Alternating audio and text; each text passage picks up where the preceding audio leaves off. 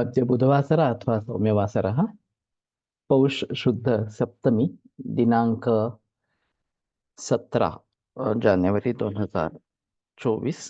पातंजल योग सूत्र मैत्री करुणामुदितोपेक्षाणाम् मूकं करोति वाचालं पंगुं लंघयते गिरिं यत्कृपातमहं वन्दे परमानन्दमाधवम् अपि स्वशक्त्या तपसि प्रवर्तसे शरीरमाद्यं खलु धर्मसाधनं कनिष्ठिकाधिष्ठितकालिदासो यदुक्तवान् तद् अहमत्र वक्ष्ये उद्दिष्टमायुर्वेदस्य स्वस्थस्य स्वास्थ्यरक्षणम् आतुरे रोगमुक्तिश्च द्वयमेतत् प्रयुज्यते योगशास्त्रेऽधुना किन्तु न तत्तस्य प्रयोजनं द्वयोर्मोक्षप्राप्तिः स्यात् योगो मोक्षप्रवर्तकः स्वास्थ्यं च रोगमुक्तिश्च मोक्षप्राप्तिस्तथैव च सम्यगध्ययनेनैव आयुर्योगस्य तद्भवेत्।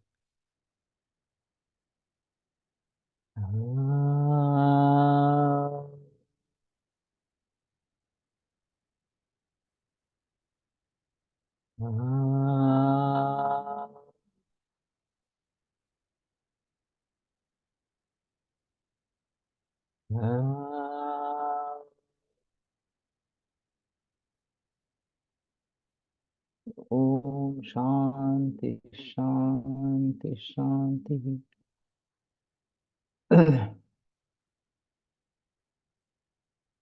प्रथमोऽध्यायः समाधिपादः।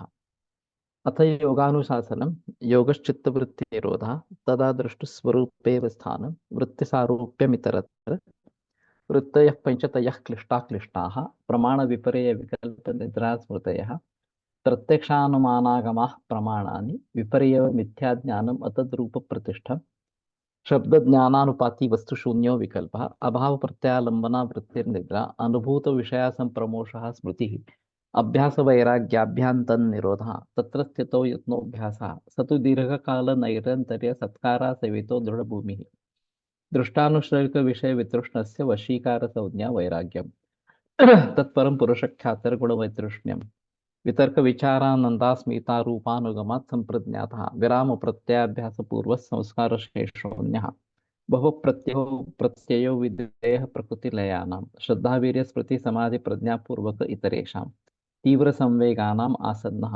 मृदुमध्यादिमात्रत्वात् ततोऽपि विशेषः ईश्वरप्रणिधानात् वा क्लेशकर्मविपाकाशयैरपरामृष्टः पुरुषविशेष ईश्वरः तत्र निरतिशयं सार्वज्ञबीजं स पूर्वेषामपि गुरुः कालेनानवच्छेदात् तस्य वाचकः प्रणवः तच्चपस्ततभावनं ततः प्रत्यक्चेतनाधिगमोऽप्यन्तरायाभावश्च व्याधिस्थानसंशयप्रमादालस्याविरतिभ्रान्तिदर्शनालब्धबिम्बिकत्वानवस्थितत्वानि चित्तविक्षेपास्ते अन्तरायाः दुःखदौर्मनस्य अङ्गमेजयत्वश्वासप्रश्वासा विक्षेपसह भुवः तत्प्रतिषेधार्थम् एकतत्वाभ्यासः मैत्रीकरुणामुदितोपेक्षाणां सुखदुःखपुण्यापुण्यविषयाणां भावनातश्चित्तप्रसादनम् प्रच्छन्नविधारणाभ्यां वा प्राणस्य विषयवती वा प्रवृत्तिरुत्पन्ना मनसस्थितिनिमिन्नम् विशोका वा ज्योतिष्मति वितरागविषयं वा चित्तं स्वप्ननिद्राज्ञानालम्बनं वा यथा विमतध्यानाद् वा परमाणुपरममहत्त्वान्तोऽस्य वशीकारः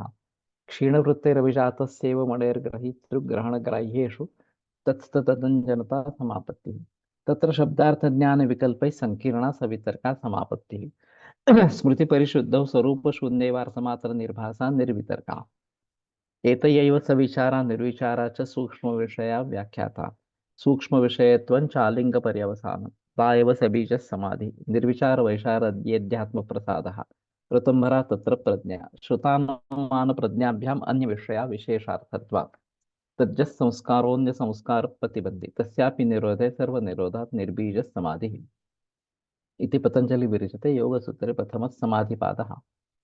द्वितीयोऽध्यायः साधनपादः तपस्वाध्यायेश्वरप्रणिधानानि क्रियायोगः समाधिभावनार्थः क्लेशतनूकरणार्थश्च अविद्यास्मितारागद्वेषाभिनिवेशाः क्लेशाः अविद्याक्षेत्रमुत्तरेषां प्रसुप्ततनुविच्छिन्नोदराणाम् अनित्याशुचदुःखानात्मसु नित्यशुचसुखात्मख्यातिरविद्या दृग्दर्शनशक्तिरेकात्मतेवास्मिता सुखानुशयी रागः दुःखानुशयी द्वेषः स्वरस्वाहि विदिशोऽपि तथा रूढोऽभिनिवेशः ते प्रतिप्रसव हेयाः सूक्ष्माः ध्यान हेयास्तद्वृत्तयः क्लेशमूलक कर्माशय दृष्टादृष्ट जन्म वेदनीयः सति मूले तद्विपाको जात्यायुर्भोगाः तेह्लाद प्रताप फलः पुण्य हेतुत्वात् परिणाम पाप संस्कार दुःखैर्गुणभक्ति विरोधाच्च दुःखमेव सर्वं विवेकिनः हेयं दुःखम् अनागतं द्रष्टुदृश्य संयोगो हेय हेतुः प्रकाश क्रिया स्थितिशीलं भूतेन्द्रियात्मकं भोगापवर्गार्थं दृश्यम् विशेषा विशेषलिङ्गमात्रा लिङ्गानि गुणपर्वाणि द्रष्टा दृश्यमात्रः शुद्धोऽपि प्रत्ययानुपश्यः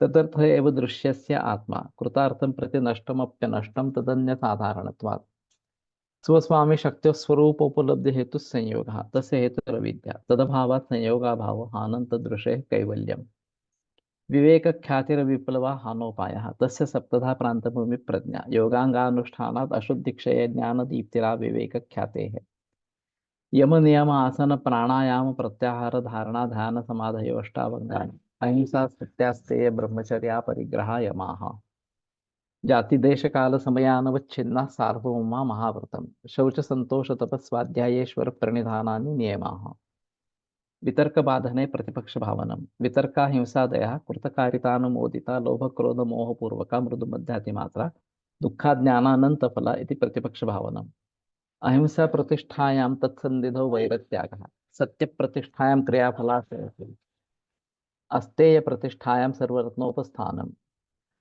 ब्रह्मचर्य प्रतिष्ठायां वीर्यलाभः अपरिग्रह स्थैर्य जन्म कथंता संबोधः शौचात् स्वांगचुकुप्सा परेर संसर्गः सत्वशुद्धि सौमनस्य एकाग्रेन्द्रिय आत्मदर्शन योग्यत्वानि च संतोषात् अनुत्तम सुखलाभः कायेन्द्रिय सिद्धिशुद्धि क्षयात् तपसः स्वाध्यायात् इष्टदेवता संप्रयोगः समाधि सिद्धिरीश्वर प्रणिधानात् प्रयत्न शैथिल्यानंत समापत्तिभ्यां ततो द्वन्द्वान विघातः तस्मिन् सति श्वास प्रश्वासयोर्गति विच्छेद प्राणायामः बाह्याभ्यंतर स्तंभ वृत्तिर्देशकाल संख्याभिः परिदृष्टो दीर्घ सूक्ष्म बाह्याभ्यंतर विक्षाक्षेपी चतुर्था ततः क्षीयते प्रकाशावरणं धारणासु च योग्यता मनसः स्वविषय संप्रयोगे चित्तस्वरूपानुकारैवेन्द्रियाणां प्रत्याहारः ततः परमावश्यतेन्द्रियाणाम् इति पतञ्जलि विरचिते योगसूत्रे द्वितीय साधनपादः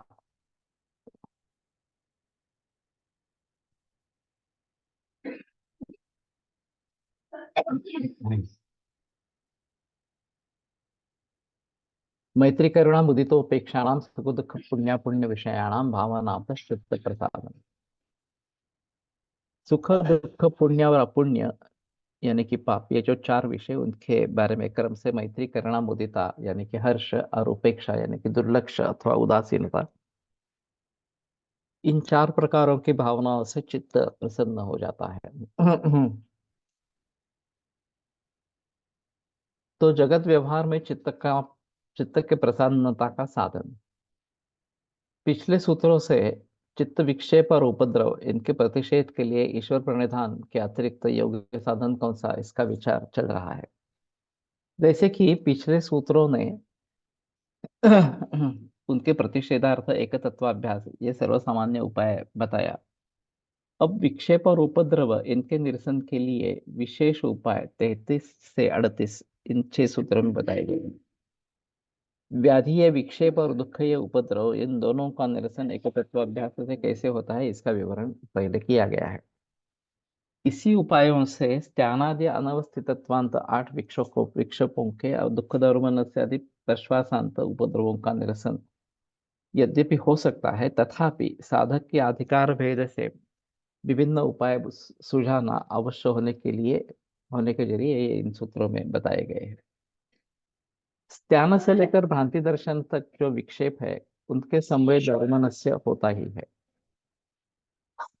ये विक्षेप और दौर्मनस्य ये उपद्रव चित्त में उत्पन्न होने से जिस योग भूमि पर आरूढ़ होना इस प्रकार का अभ्यास का प्रयास होता है उस भूमि पर चित्त आरूढ़ ही नहीं होता तो जहां हमें जाना है वहां हम जा ही नहीं पाते हैं इस प्रकार से यानी कि अलब्ध भूमिकत्व ये विक्षेप उत्पन्न होता है और यदा कदाचित वो वहां पे आरूढ़ हो भी गया तो भी वहां पे स्थिरत्व नहीं होता यानी कि अनवस्थित तत्व ये विक्षेप उत्पन्न होता है अलब्ध भूमिकत्व और अनवस्थित तत्व ये दो विक्षेप और दौर्मनस्य ये उपद्रव साक्षात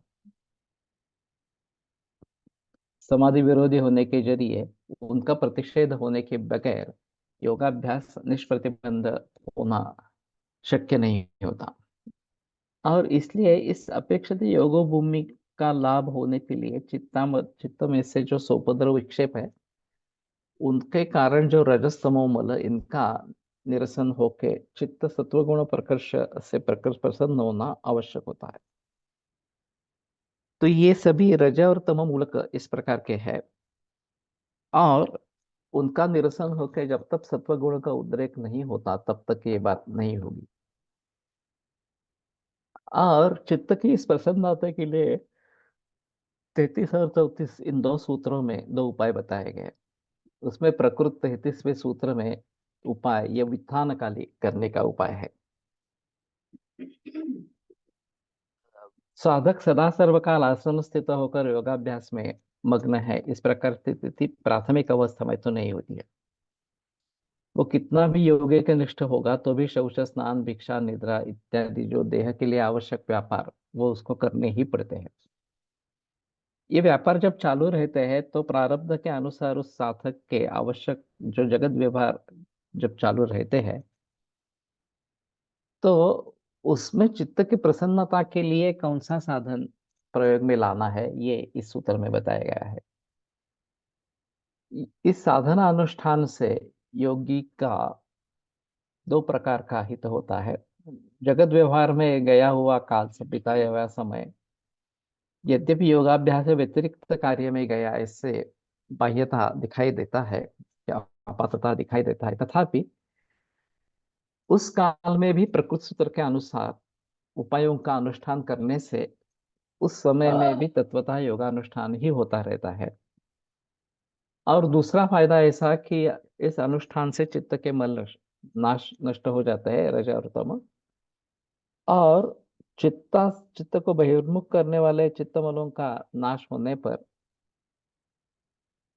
समाधि के साक्षात अभ्यास काल में निर्वेद योगाभ्यास होता रहता है, और अलब्ध भूमिकत्व दौर्मनस्य इनका भी निरसन हो जाता है और साधक की योगाभ्यास में प्रगति होती है। तो व्युत्थान दशा तो आती ही रहती है, क्योंकि ये जो शौच, खाना पीना सोना वगैरह ये जो बातें हैं, एक जीवित शरीर होने के जरिए इनके जो व्यापार है चलते ही रहेंगे। तो हमें ऐसा लगता है कि हमारा समय इसमें व्यर्थ इस प्रकार का जा रहा है, और योगाभ्यास में हम कम और योगाभ्यास हम कम कर रहे हैं इस प्रकार से। तो ये जो भावना है इसको निकाल देने के लिए ये उपाय जरूर अच्छी तरीके से काम करता है, और उसके जरिए ये रजा और तम ये जो उसके मूल दोष है वो कम होते जाते हैं, सत्वगुण का उत्कर्ष होने लगता है, और फिर चित्त उसमें एकाग्र अच्छी तरीके से होने लगता है। तो इसलिए समाधि में साक्षात जो हमें योगाभ्यास करना है, तो उसके लिए जो प्रत्यवाय है, बाधाएं है, अंतराय है, उन सभी का निरसन इस प्रकार से चित्त प्रसन्न होने से होता है, और फिर अवलब्ध भूमिकत दौर्मनस्य इनका भी निरसन होकर साधक की योगाभ्यास में प्रगति होती है। अभी ये प्रकृत सूत्र में बताए गए साधनों से वरील लाभ कैसे होते हैं ये सोचेंगे। सुख से मैत्री और दुख के बारे में करुणा। मुझे सुख होना चाहिए, दुख कभी भी नहीं होना चाहिए, इस प्रकार की वासना सभी प्राणी मात्रों के यहाँ नित्य वास करती रहती है। सुख और दुख किससे होते हैं या इसके बारे में कल्पना अथवा भावना भिन्न अधिकारियों के जीवों में भिन्न प्रकार की होती रहती है। तो आहार निद्रा भय मैथुन सामान्य में तत् पशुभिर नराणाम। तो मनुष्य के ये जो भावनाएं हैं, ये जो क्रियाकर्म है, वो पशु के जैसे ही है, उसमें कोई संदेह नहीं है। फिर भी मानव की बुद्धि, मानव की प्रगल्भता वगैरह वगैरह ये अलग बातें हैं, जिसके जरिए ये केवल इसमें अटक नहीं जाता, आगे मार्गक्रमण कर लेता है इस प्रकार से। तो ये भावनाएं भावनाएं भिन्न जीवों में भिन्न प्रकार की इस प्रकार की होती रहती है। किंतु अनुकूल वेदनीयत्व यानी कि सुख और प्रतिकूल वेदनीयत्व यानी कि दुख, ये सुख दुख के स्वरूप लक्षण में कभी भी अंतर नहीं होता। तो ये जो व्याख्या है, अनुकूल सर्वेशम अनुकूलतया वेदनीय सुखम, ये सर्वेशम भी शब्द इसमें महत्वपूर्ण है। और सर्वेशम प्रतिकूलतया वेदनीयम दुखम, तो सभी के लिए अनुकूल और सभी के लिए प्रतिकूल, इसको सुख और दुख इस प्रकार का कहा गया है। सर्वम परवशम दुखम सर्वम आत्मवशम सुखम, जो भी चीज दूसरों पर निर्भर है वो दुख है, वो जो भी चीज हम पर निर्भर है वो सुख है। ये भी एक दूसरी व्याख्या सुख और दुख की जाती है। ये सुख दुख जिन विषयों से उत्पन्न होते हैं उन विषयों के बारे में क्रम से राग और द्वेष ये क्लेश चित्त में उत्पन्न होते रहते हैं। तो सुख के लिए राग और दुख के लिए द्वेष, इस प्रकार के क्लेश चित्त में उत्पन्न होते रहते हैं। यानी कि प्रथम विषय लाभ, फिर विषयोपभोग, और फिर उस विषयोपभोग से सुख संवेदना होने पर उस विषय संबंधी अंतःकरण में राग यानी कि आसक्ति, और दुख संवेदना होने पर उस विषय के बारे में द्वेष, ये निर्माण होते रहते हैं। ये आमतौर पर इस प्रकार का अनुभव है कि हम सुख चाहते हैं, दुख को नहीं चाहते, दुख का द्वेष इस प्रकार का करते हैं, और फिर सुख के बारे में आसक्ति निर्माण हो जाती है। ये राग द्वेष अंतःकरण में मल है। ये मल व्युत्थान काल में मनुष्य के हाथ से अच्छी या बुरी कर्म कराते रहते हैं। और उस प्रकार योगाभ्यास काल में इन अच्छे बुरे कर्मों का और राग द्वेषों के संस्कारों से, कर्मों से और राग द्वेषों के संस्कारों से चित्त एकाग्र होना मुश्किल हो जाता है। तो हम कितनी भी कोशिश करने करें, लेकिन ये विचार मन में आते ही रहते हैं इस प्रकार से। और फिर चित्त स्थिर नहीं हो पाता, पहुंचता ही नहीं पहले एक गोष्ट, और फिर अलब्धमिकत्व, और पहुंचा भी तो टिकता नहीं है, तो अनवस्थितत्व, ये दोनों दोष उसमें प्राप्त हो जाते हैं। बड़े प्रयास से वो एकाग्र करने पर भी उसका व्युत्थान होता रहता है। इस प्रकार चित्त बार बार अगर व्युत्थित हो जाए तो अलब्ध भूमिकत्व, ये विक्षेप प्राप्त हो जाता है।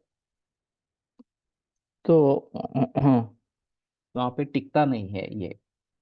वित्थित चित्त में इसी कालुष्य से ज्ञान से लेकर भ्रांति दर्शन तक सभी विक्षेप और धर्मन से उपद्रव होते रहते हैं। तो दौर्मनस्य जो आता रहता है विक्षेप सहभूव इस प्रकार के है, और फिर इस प्रकार से एक निष्क्रियता हो जाती है, एक डिप्रेशन जिसको हम कहेंगे, उस प्रकार से कि मुझे क्या करना है यही मैं भूल जाता हूँ इस प्रकार से। और फिर कुछ न करने से भी हानि इस प्रकार की होती है। तो मार्गों को ढूंढना और उस मार्ग पर मार्गक्रमण करना, ये आवश्यक है। और अगर हम मार्गों को ढूंढे ही नहीं, ऐसे ही बैठे रहेंगे, तो चित्त वहां पे आरूढ़ ही नहीं होगा। आरूढ़ होगा भी तो भी दौर्मनस्य के जरिए बार बार वहां से निकल जाएगा, अनवस्थितित्व स्थिति इस प्रकार की हो जाएगी। तो इसके लिए ये उत्पन्न न हो, इसलिए इस प्राकृत सूत्र में उत्कृष्ट उपाय बताया गया है। वो बताते हुए योग सूत्र का चित्त विक्षेप कारक कारक द्वेषों के मूल तक पहुंचते हुए वहां कैसी भावना की जाए तो राग द्वेषों का स्वरूप बदल जाएगा, ये बताते हैं। चित्त विक्षेप के कारण जो राग द्वेष, और उसका कारण सुख दुखों का पूर्व पूर्व अनुभव, और उसका कारण अनुकूल प्रतिकूल विषयालाप, और इस अनुकूल प्रतिकूल विषयालाप से पूर्व का विषय का कारण पूर्व काल में हुए पाप पुण्य का आचरण। तो ये श्रृंखला बड़ी इस प्रकार की है कि मुझे इस चीज से पहले सुख प्राप्त हुआ था, ये स्मृति है, और फिर वो सब विषय सामने आते ही मुझे अच्छा लगता है कि हाँ, मुझे इससे सुख प्राप्त होगा, और मुझे जिस विषय से दुःख प्राप्त हुआ था, वो भी अनुभव मेरे पास संकलित इस प्रकार का होता है, और वो विषय सामने आने पर मुझे उसके बारे में द्वेष निर्माण हो जाता है। तो मन को जो चाहिए, वो नहीं मिला, या जो नहीं चाहिए था, वो मिल गया, तो मन दुखी इस प्रकार का हो जाता है। तो मुझे अमुक चाहिए, तमुक चाहिए, इस प्रकार की स्थिति हो सकती है। और इष्ट से अलाभात, जो इष्ट है उसके अलाभ से, उसकी प्राप्ति न होने से मन अप्रसन्न इस प्रकार का हो जाता है। दौर्मनस्य, ये उपद्रव निर्माण हो जाता है। और उसी प्रकार से जो मैं नहीं चाहता था ये हो इस प्रकार से, वो अगर हो जाता है तो भी दुख प्राप्त होता है, और फिर दौर्मनस्य, ये प्रबल हो जाता है इस प्रकार से। और इसका कारण पूर्व काल में हुआ जो पाप पुण्य, इनका आचरण एक श्रृंखला जैसी बनती रहती है। और पूर्व काल में पापाचरण हुआ है अगर, इस जन्म में या पिछले जन्मों में इस प्रकार से, तो उसके फलस्वरूप उस प्रकार की करने की वृत्ति होती है, उस प्रकार की करने की इच्छा होती है, और फिर उसको भुगतने के लिए फिर से इसी जन्म में, अगले जन्म में हमें भुगतना पड़ता है। तो इन सभी बातों को ध्यान में रखते हुए राग द्वेष जो मूल है, उसको ही कैसे निकाल देंगे कि जिसके जरिए ये सब बातें हो रही है, आसक्ति निर्माण हो रही है या द्वेष निर्माण हो रहा है। तो ये सभी का मतलब, ये अनुकूल वेदनीयत्व और सब प्रतिकूल वेदनीयत्व, ये उसके मूल में इस प्रकार के हैं। तो जिन राग द्वेषों ने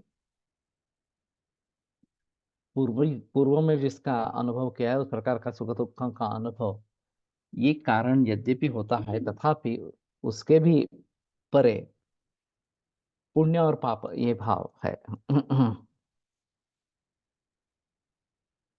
तो अच्छा काम करेंगे तो पुण्य निर्माण होगा, बुरा काम करेंगे तो पाप निर्माण होगा।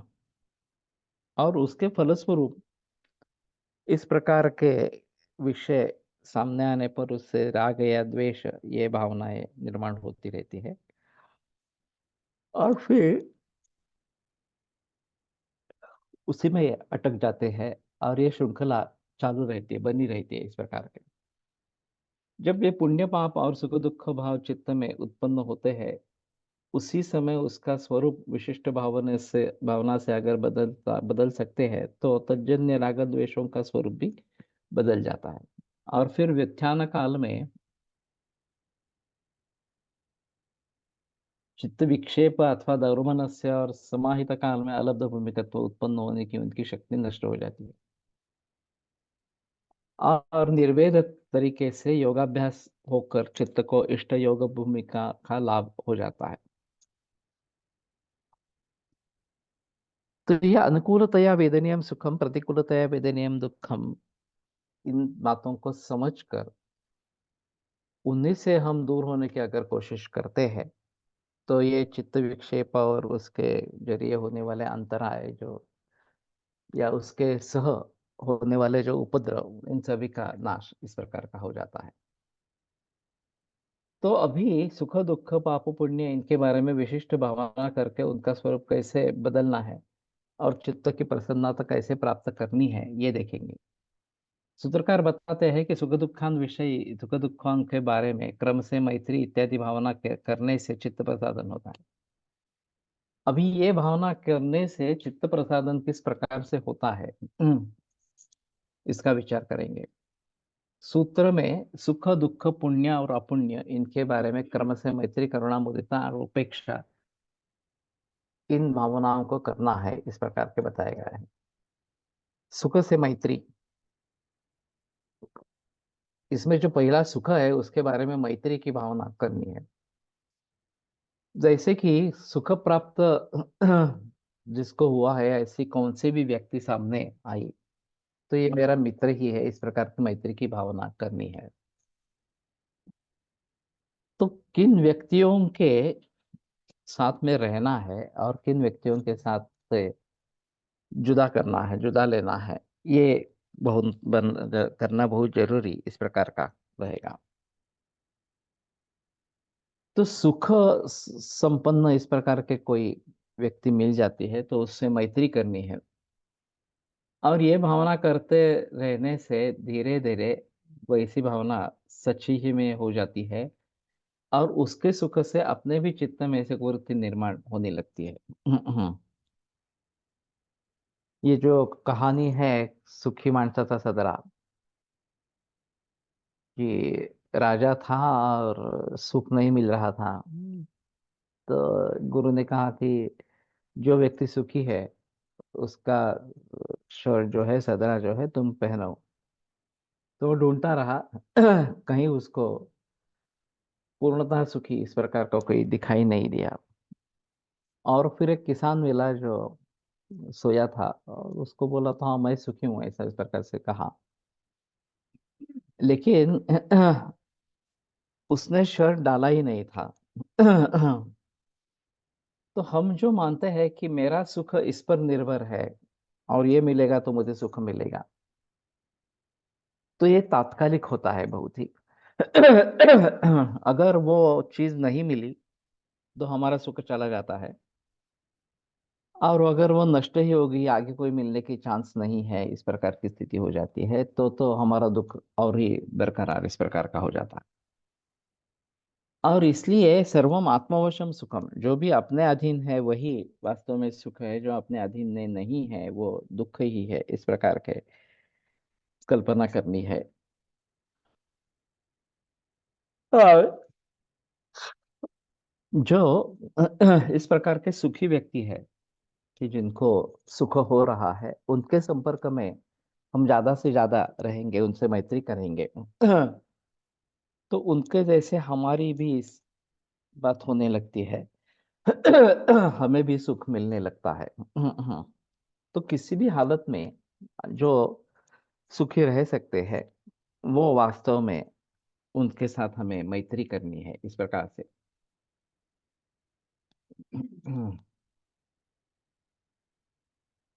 सामान्य व्यवहारिक आदमी को दूसरे का सुख देखकर ये मनुष्य इस प्रकार के वस्तु लाभ से सुखी है और मुझे ये सुख नहीं है, इस प्रकार से सोचकर खिन्न हो जाता है। तो ये भी बात हो सकती है कि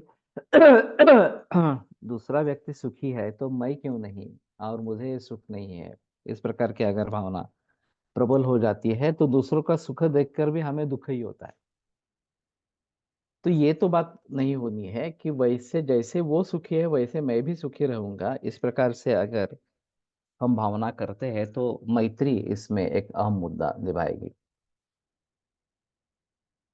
कभी कभी इस मनुष्य के, उस सुखी मनुष्य के बारे में असूयादि विकार उत्पन्न हो जाता है और फिर चित्त कलुषित हो जाता है। ये भर्तृहरि का एक श्लोक है, यद्धात्रा निजमाल पट्ट लिखितम स्तोकम महद्वा धनम, कि विधाता या ब्रह्मदेव ने हमारे कपाल पर जो थोड़ा या ज्यादा धन लिखा है, तत्प्राप्नोति मरुस्थले नितराम मैत्रोच नातोदिकम।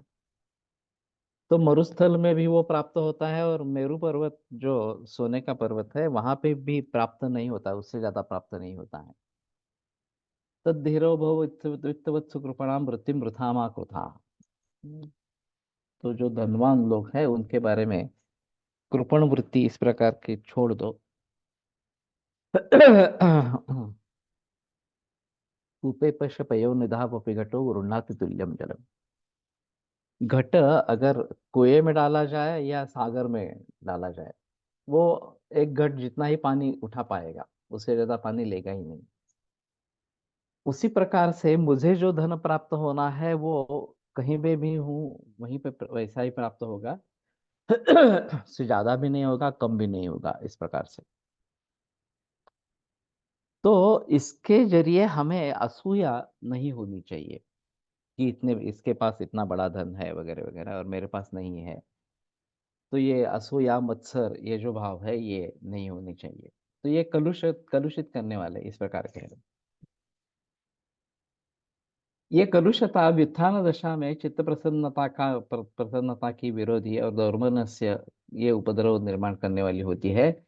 और फिर अभ्यास काल में स्थानादि दोषों को उत्तेजित कर देती। तो सुखी प्राणी के साथ मैत्री की भावना अगर करते रहते हैं तो अभ्यास बल से वही भावना वास्तव में होने लगती है, और जिसके बारे में मैत्री भाव निर्माण होता है उसके संबंध में असूया ये भाव उत्पन्न नहीं होते।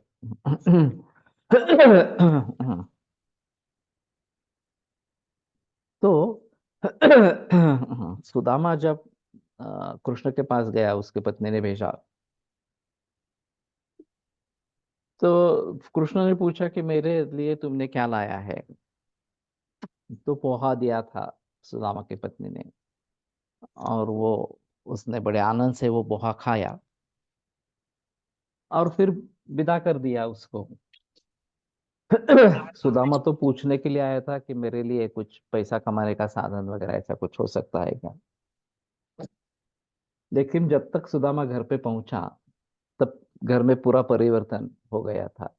इतनी सारी संपत्ति कृष्ण ने उसको दे दी थी। तो ये मैत्री भाव है।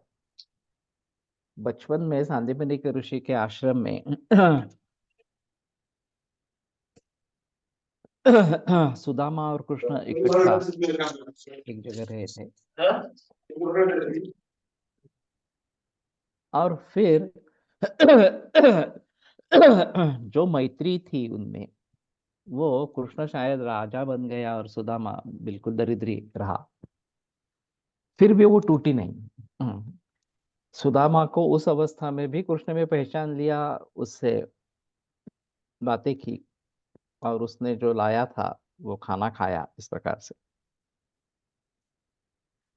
तो इस प्रकार की मैत्री करना जो सुखी है, अब हम समझते हैं कि कृष्ण सुखी है इस प्रकार से, राजा है फिर भी सुखी है इस प्रकार से, तो केवल उसके उससे मैत्री करने से भी काफी लाभ इस प्रकार का आता है। जो मैत्री थी ही शुरू से, वो इस प्रकार की होने के कारण सुदामा को उसका लाभ जरूर इस प्रकार का हुआ।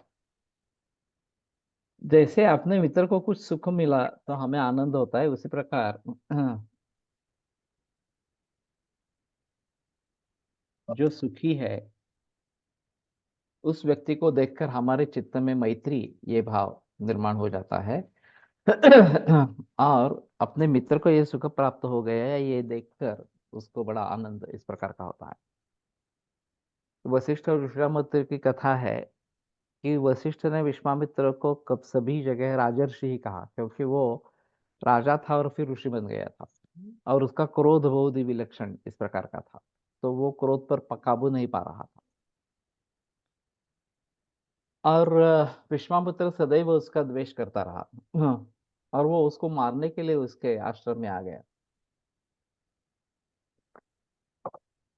वशिष्ठ और अरुंधति चांदनी रात थी, और एक पत्थर पे बैठे थे और आस्वाद ले रहे थे निसर्ग का।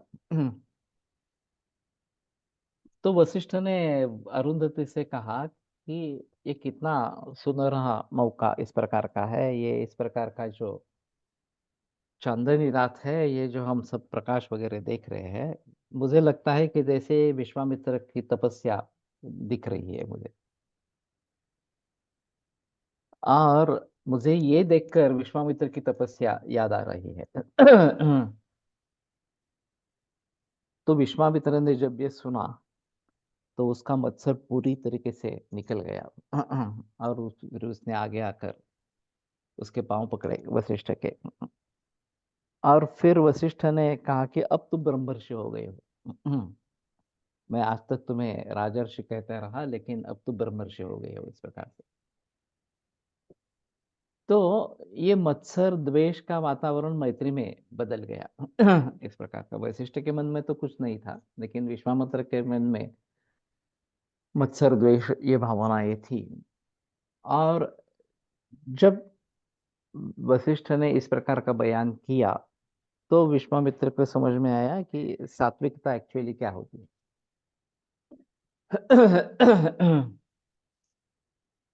तो बड़ी अजीब कहानी इस प्रकार की है। दुख के बारे में करुणा। इसी प्रकार दुख जिसको है उस व्यक्ति को देखते ही उसके बारे में अंतःकरण में करुणा की भावना जागृत करनी है।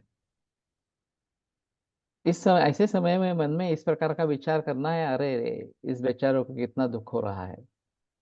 दुख नहीं होना है, ऐसा ऐसा जैसे मुझे भी लगता है उसी प्रकार उसको भी उसकी वही भावना होती है कि मुझे दुख नहीं चाहिए। तो हम उसके दुख निवृत्ति के लिए जो उपाय हो सकता है वो उपाय करेंगे। और इस प्रकार की विचार लहरी चित्त में उत्पन्न होकर वो दुख निवृत्ति के लिए कुछ करना पॉसिबल है तो वो करना है। अगर नहीं है तो इसके दुख का परिहार होकर ये सुखी हो, इस प्रकार की मनोभावना होनी चाहिए। बार बार इस प्रकार की भावना होने से उस आदत से या आदत की सामर्थ्य से दुखी व्यक्ति को देखते ही चित्त में कारुण्य भाव निर्माण हो जाता है। और ये कारुण्य करुणा भाव उत्पन्न होने वक्त इसकी इतनी बुद्धि शुद्ध हो गई तो योगी चित्त प्रसन्नता को प्राप्त करता। भगवान बुद्ध के बारे में जैसे बताया जाता है कि ये सब दुख देखकर वो व्यथित हो गए थे, कारुण्य भाव उनके मन में निर्माण हो गया था।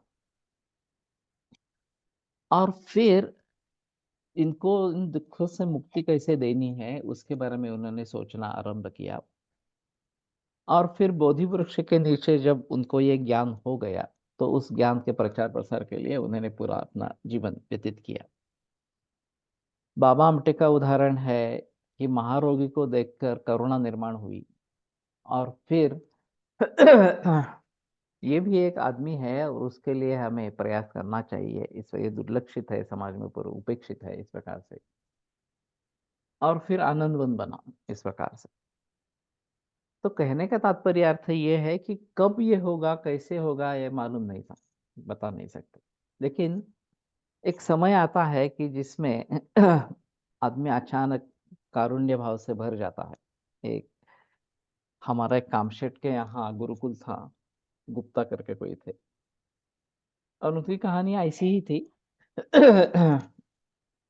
कि दो बालक 5-6 बरस के एक ब्रेड का टुकड़ा पड़ा था कचरे में, तो उसके लिए झगड़ रहे थे, दोनों चाहते थे। और बीच में एक कुत्ता आया और वो ब्रेड का टुकड़ा लेके चला गया। तो ये दोनों दुखी हो गए। और इन सभी दुखों को देखकर उनके मन में करुणा जगी। फिर उन्होंने कामशेट में वो आश्रम खुलवाया और इस प्रकार के जो अनाथ बच्चे हैं उनके लिए काफी बड़ा काम इस प्रकार का किया। तो कहने का तात्पर्य अर्थ ये है कि कारुण्य भाव होना ये आवश्यक इस प्रकार का रहेगा दुखों को देखकर या दुखी व्यक्तियों को देखकर। और फिर उनका दुख दूर करने के लिए हम क्या कर सकते हैं इसके बारे में सोच सुझाव इस प्रकार का हो सकता है। और मेरे पास जो है जो मैं दे सकता हूँ वो तो मुझे देना है, इसमें संदेह की बात नहीं है। चाहे वो ज्ञान भी हो, चाहे पैसा हो, चाहे कुछ वस्तुएं हो, कुछ भी हो इस प्रकार से। लेकिन इसके जरिए अगर हम दूसरों को कुछ मदद कर सकते हैं, उनका दुख कुछ हल्का कर सकते हैं तो भी सही है। और उससे मिलने वाला समाधान आनंद ये अलग ही चीज है। तो इससे अगर जो समाधान आनंद मिलता है उसकी बराबरी किसी से नहीं हो सकती। तो ऐसे दुख को देखकर कारुण्य निर्माण होना ये आवश्यक इस प्रकार का है, तो चित्त की प्रसन्नता हो जाएगी, मैंने कुछ इसके लिए किया है। तो ये चित्त की प्रसन्नता निर्माण करने वाला पुण्य का हर्ष।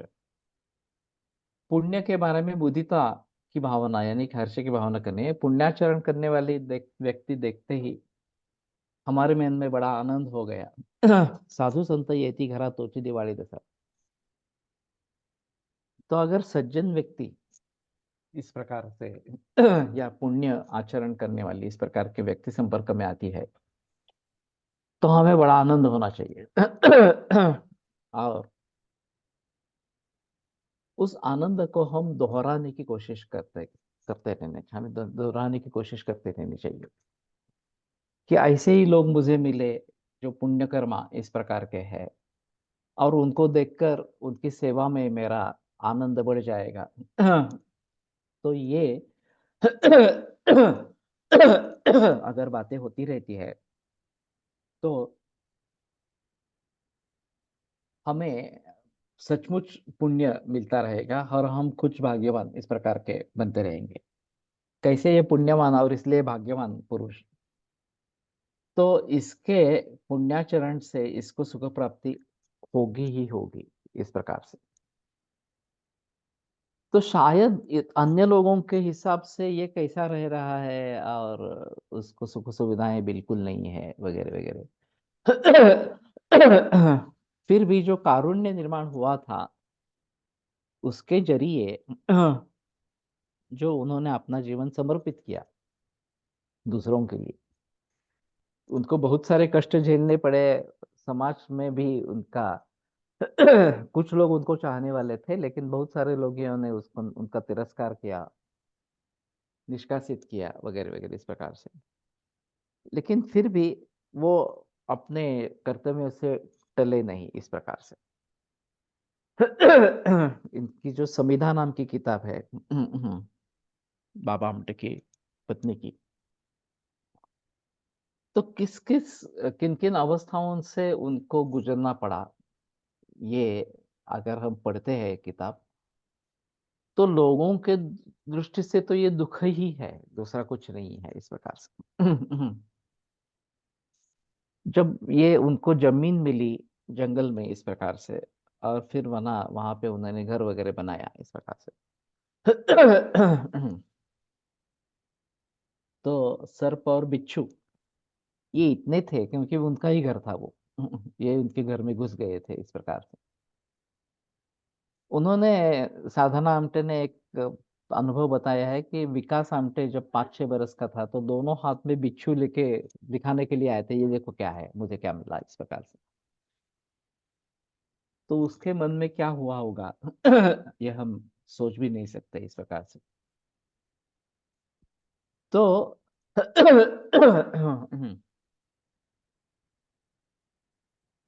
लेकिन इस प्रकार के पुण्यवान व्यक्ति, बाबा आमटे हो, साधाना आमटे हो, अभी उनके सुपुत्र वगैरह इस प्रकार के हो, तो ये पुण्यवान व्यक्ति है। और शायद हम जिसको भाग्य कहेंगे वो भाग्य नहीं है, फिर भी वो भाग्यशाली है। तो ऐसे लोगों से मैत्री, आनंद अगर हमें मिलता है उनको मिलने से इस प्रकार से, तो हमारा भी पुण्य होना आरंभ हो जाता है, हम भी भाग्यशाली बनते हैं।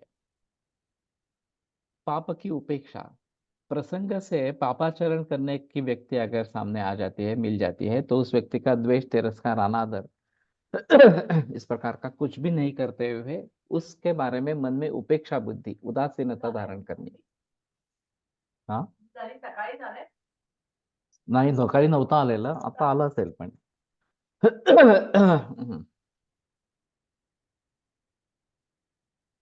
जो कि ये व्यक्ति पापाचरण कर रहा है तो उसको अच्छी सजा मिले इस प्रकार की बुद्धि धारण न करते हुए ऐसा कहना है कि अरे रे, ये मनुष्य अपने पापाचरण का दुख रूप फल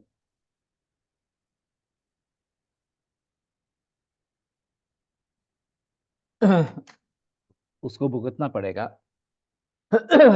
और उससे दूर न होते हुए वो पापाचरण करता ही आ रहा है, तो उसको इस कर्म का दुख रूप फल अवश्य भुगतना ही पड़ेगा। और फिर इसको अच्छी सजा मिलनी चाहिए, ये जो मैं इच्छा मैंने मुझे क्यों करनी है, मैं मेरा चित्त कलुषित क्यों करूं। तो उस मनुष्य और उसके पापाचरण की तरफ मैं दुर्लक्ष्य करता हूँ, यही ठीक है। तो मैं उदासीन हो जाता हूँ। कि मुझे उससे कुछ लेना देना इस प्रकार का नहीं है। उसको सद्बुद्धि अगर मिल जाए और वो पापाचरण से निवृत्त हो जाए तो अच्छी बात है। लेकिन ये भी उसके पूर्व कर्मों का फल हो सकता है कि पहले पापाचरण किया है, उसी श्रृंखला में अभी पापाचरण कर रहा है और ये प्रक्रिया निरंतर चलती रहेगी इस प्रकार से। जब तक ये अनुभूति उसको नहीं होती है कि ये पापाचरण है, इससे दूर होना है। वाल्या कोड़ी के बारे में जो कथा है, नारद जब जा रहे थे और उन्होंने नारद को लूटने की कोशिश की, नारद के पास तो कुछ है ही था ही नहीं लूटने के लिए, इस प्रकार से। और फिर नारद ने सवाल पूछा कि ये तुम क्यों कर रहे हो, तो उसने बताया कि मेरा कर्तव्य है, क्योंकि मेरे परिवार का मुझे पोषण करना है। लेकिन ये तो तुम पापाचरण कर रहे हो। पूर्व पुण्याने चांगले गुरु शिष्य मिळतात, असे की आम्हाला आपल्या तरी गरीबाचं मेरा सद्भाग्य रहा है कि मुझे अच्छे गुरु इस प्रकार के प्राप्त हुए, और यही सिलसिला हम दोहराते रहेंगे। हम खुद अच्छे गुरु बनने की कोशिश करेंगे, अच्छे शिष्य बनेंगे पहले, और फिर अच्छे गुरु बनेंगे इस प्रकार से। तो पापाचरण से मुक्ति कैसी होनी है, तो फिर उसको पहले विश्वास नहीं हो रहा था कि मैं अपने परिवार के लिए कर रहा हूं तो परिवार वाले मेरे साथ में ही होंगे, ऐसी उसकी धारणा थी। जब वो पूछने गया तो सभी ने कहा कि नहीं नहीं, हमें तो कुछ लेना देना नहीं है।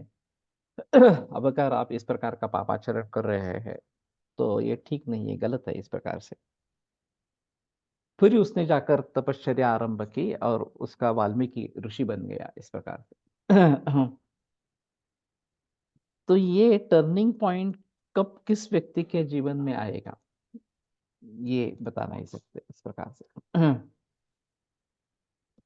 और पापाचरण करने वाले बहुत सारे लोग दिखते हैं, उसमें कोई संदेह की बात नहीं है। तो उनके बारे में उदासीन होना, कि ना ही हमें उसके बारे में प्रेम है, ना ही हमें उसके बारे में द्वेष है, तिरस्कार है। वो अपने अपने कर्मों से चल रहा है, उसको सद्बुद्धि मिले और वो अच्छे तरीके से मार्गक्रमण करे, इस प्रकार का सोचना ज्यादा बेहतर इस प्रकार का है। इस विचारों से उस मनुष्य के हाथ से जो पाप विषय एक तटस्थता की, उदासीनता की वृत्ति धारण हो गई, तो व्यक्ति के बारे में ये उपेक्षा भावना इस प्रकार की हो गई कि इससे चित्त प्रसादन इस प्रकार का हो जाएगा। इस प्रकार इन चार भावनाओं को व्यवहार काल में बार बार करते रहने से उस प्रकार के भावनाओं की हमें आदत पड़ जाती है और यह हमारा स्वभाव बन जाता है।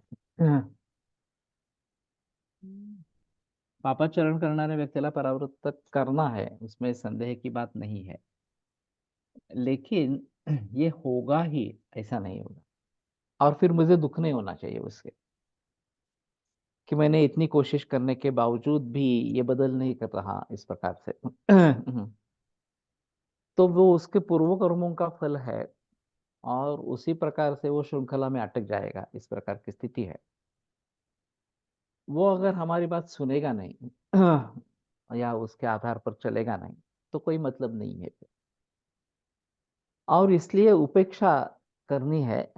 तुम और तुम्हारा कर्म तुम्हारे साथ में है इस प्रकार से, तो उससे जो भी नतीजे आने वाले हैं उनको तुम्हें भुगतना है, इस प्रकार का होता रहेगा। अगर वाल्या कोली जैसी व्यक्ति नारद के संपर्क में आकर बदल गई, इस प्रकार की अगर कोई स्थिति है कि उसमें बदलाव आ सकते हैं इस प्रकार से, हाँ, तो जरूर उसके बारे में सोचना है। लेकिन अगर वो बताता है कि मुझे कुछ मार्ग सुझाओ, मैं समझ रहा हूँ कि मैं गलत कर रहा हूँ, फिर भी मुझसे ये हो रहा है, तो मुझे क्या करना है, ऐसा अगर कोई व्यक्ति मार्गदर्शन पूछे तो शायद हम कर सकते हैं कि कैसे इससे दूर इस प्रकार का होना है। और पहले उस प्रकार के पापाचरण करने वाले व्यक्तियों से दूर होना ये बहुत जरूरी है। सुसंगति का तदा घड़ो जो सुजन वाक्य कहानी पढ़ो, ये जो रघुनाथ पंडित की कमेंटिंग का काव्य है, या नीति शतक में भी सुसंगति और कुसंगति के बारे में काफी रेफरेंसेस है। तो पहली चीज है कि इस प्रकार के कुसंगति को टालना है। इस प्रकार के पापाचरण करने वाले जो व्यक्ति है उनसे दूर होना है, और फिर आगे चलकर पुण्य व्यक्ति जो है उनके साथ जुड़ना है। तो धीरे धीरे हमारे में भी बदलाव आ जाएगा और हमारा चित्त प्रसन्न होने लगेगा। नहीं तो इनको संपर्क में हम रहेंगे और उसी प्रकार के विचार करना आरंभ करेंगे तो मुश्किल है। कई जगह ऐसा होता है कि पुण्याचरण करने वाले व्यक्ति भी जब ये देखते हैं कि पापाचरण करके उसको फायदा हो रहा है, वो तो भरपूर पैसा कमा रहा है और उसको सुख भी जो मिल रहा है जिसको हम तात्कालिक सुख इस प्रकार का कहते हैं, तो मैं क्यों प्रामाणिकता से काम करूं, मैं क्यों इस प्रकार के पैसे नहीं मिल रहे हैं तो भी उसके बारे में दुख नहीं करूं इस प्रकार से। तो ये बातें जो है वो उसको गुमराह कर देती है। किसी भी हालत में मुझे मेरा जो सच्चा मार्ग है वो छोड़ना नहीं है, ये अगर हम निश्चय कर लेते हैं तो इस बहका में वह हम नहीं आएंगे कि पापाचरण करके भी ये सुखी है, तो मैं भी क्यों ना पाछा पापाचरण करूं इस प्रकार से। तो ये तो बात नहीं होनी है, चाहे हम उसको सुधर सकेंगे नहीं कर सकेंगे ये अलग इस प्रकार की बात है। ये काफी मुश्किल मामला है। और यो यथा परितुष्यति तं तथैवानुवर्तेत, किस तरीके से उसको समझाया जाए तो वो समझ पाएगा, ये ध्यान में रखते हुए ये बातें करनी है। तो ये काफी मुश्किल इस प्रकार का मामला है। तो हमें आदत डालनी है, मैत्री करुणा मुदितो उपेक्षाणाम, इस प्रकार से जो भावनातश्चित्त प्रसादनम इस प्रकार से। तो सुख के बारे में मैत्री, दुख के बारे में करुणा, और पुण्य के बारे में आनंद भाव, और दुख के बारे में उपेक्षा इस प्रकार से। पापाचरण पुण्य के बारे में आनंद और पापाचरण के बारे में उपेक्षा इस प्रकार से। उनके संपर्क में हम नहीं आना चाहेंगे इस प्रकार की अगर स्थिति है तो ये ज्यादा अच्छा इस प्रकार की होती है। स्थानादि विक्षेप और दुर्मन से ये उपद्रव अपने आप नष्ट हो जाते हैं। चित्त अगर निर्मल प्रशांत और प्रसन्न हो जाता है तो ये दोष सभी जो है वो निकल जाते हैं। तो ठीक है, यहाँ पे रुकते हैं। कल इसको लेकर आगे बढ़ेंगे। गोवा फड़ के द्रव्य गुण। ओम धन धन्वन्तरये नमः। ओम धन धन्वन्तरये नमः। ओम धन धन्वन्तरये नमः। ओम धन धन्वन्तरये नमः। ओम धन धन्वन्तरये नमः। ओम धन धन्वन्तरये नमः। ओम धन धन्वन्तरये नमः। ओम धन धन्वन्तरये। ओम धन धन्वन्तरये नमः। ओम धन धन्वन्तरये। ओम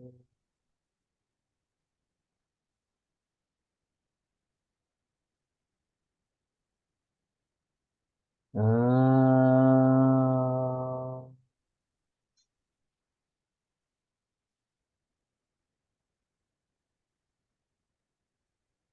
ओम।